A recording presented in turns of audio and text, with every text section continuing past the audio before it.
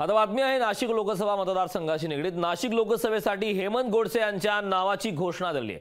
खासदार श्रीकांत शिंदे यांच्याकडून गोडसेंच्या नावाची घोषणा झालेली आहे।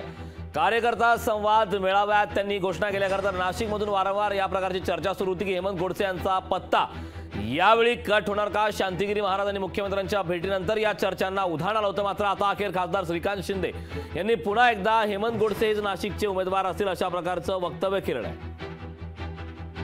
महाराष्ट्रामध्ये आज अबकी बार 45 महायुतीचे उमेदवार जे आहे, महायुतीचे खासदार जे आहे, हे निवडून आपल्याला दिल्लीमध्ये पाठवायचं आहे आणि त्याच्यामध्ये जे आहे हे हेमंत अप्पा गोडसे देखील त्या ठिकाणी आपल्याला आपलं सगळ्यांचं नेतृत्व जे आहे हे करण्यासाठी आपल्याला पाठवायचं आहे।